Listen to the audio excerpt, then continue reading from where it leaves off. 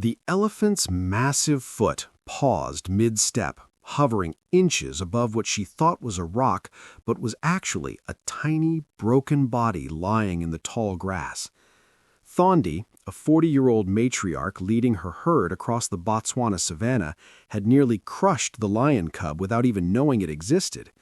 But something, perhaps the faint whimper that escaped the cub's cracked ribs, perhaps the scent of fresh blood, perhaps simply instinct, made her stop and look down.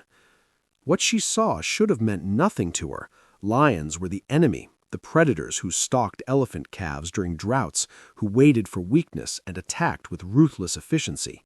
This cub, barely 4 months old, with golden fur matted with blood and dirt, represented everything elephants had evolved to fear and hate. Its left hind leg twisted at an unnatural angle, clearly shattered. Deep gashes across its sides suggested a hyena attack, or perhaps a fight with its own pride. The cub's breathing came in shallow, desperate gasps, each one potentially its last.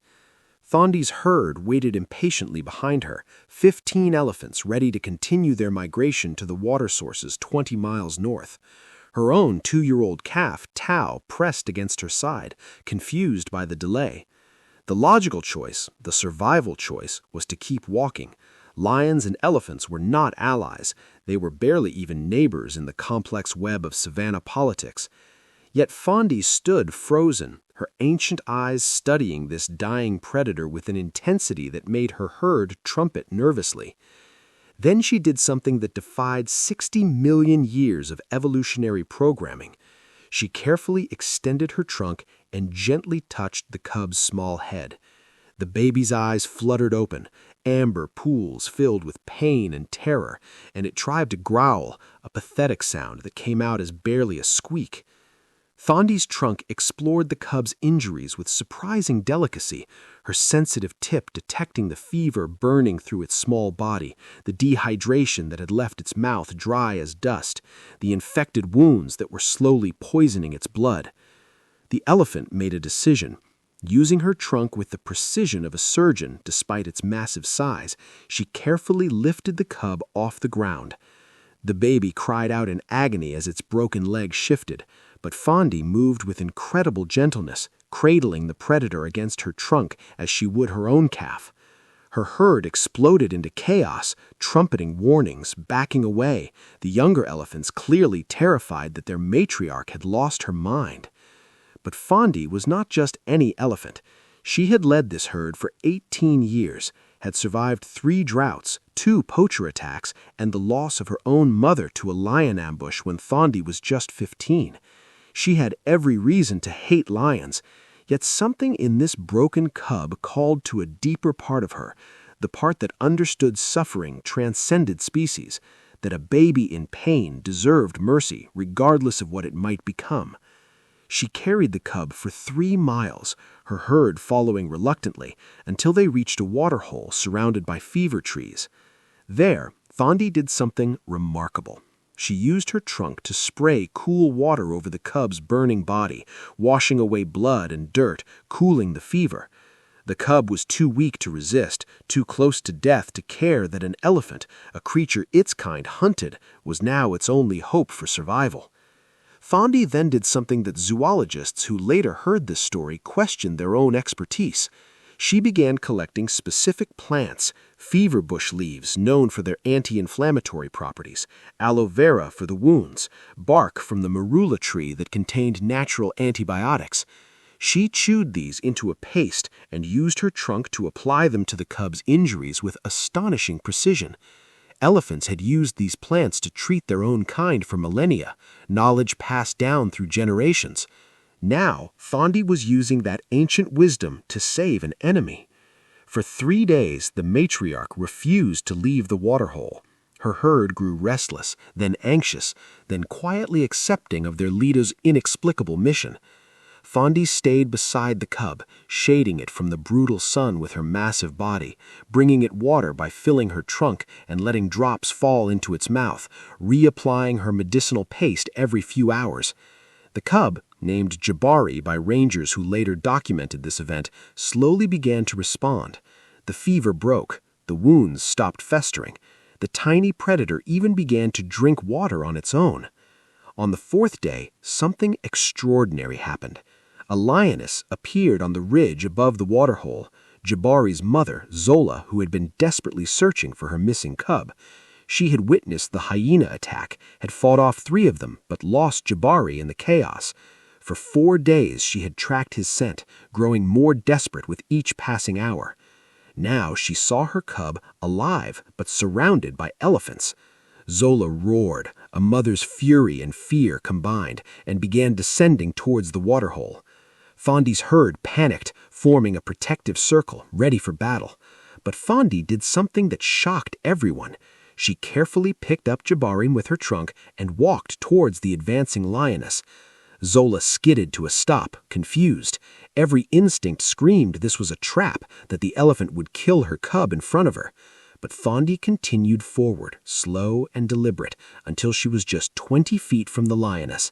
Then, with infinite gentleness, she lowered Jabari to the ground between them. The baby cried out for its mother.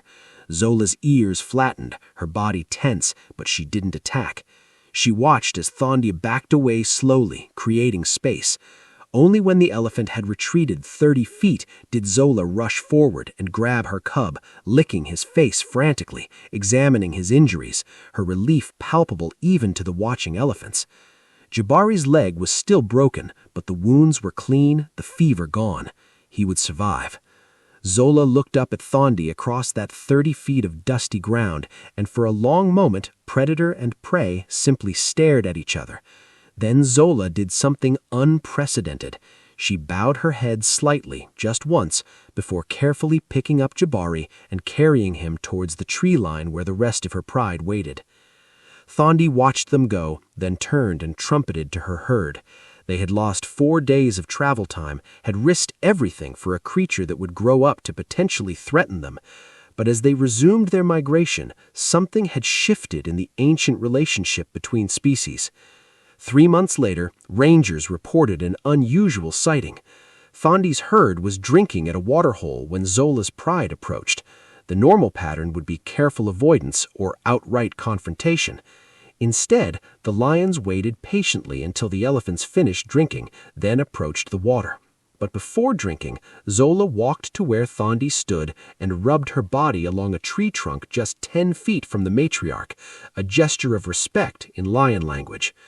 Young Jabari, his leg healed but with a permanent limp, stayed close to his mother, his amber eyes watching the elephants with what witnesses described as recognition rather than hunger. When Fondy's calf, Tao, wandered slightly away from the herd, instead of seeing opportunity, Zola guided her pride in the opposite direction, giving the elephant baby wide berth. Over the following years, this unprecedented truce continued. Fondy's herd and Zola's pride developed an understanding, not friendship, nature doesn't work like that, but mutual respect forged in a moment when mercy overcame instinct.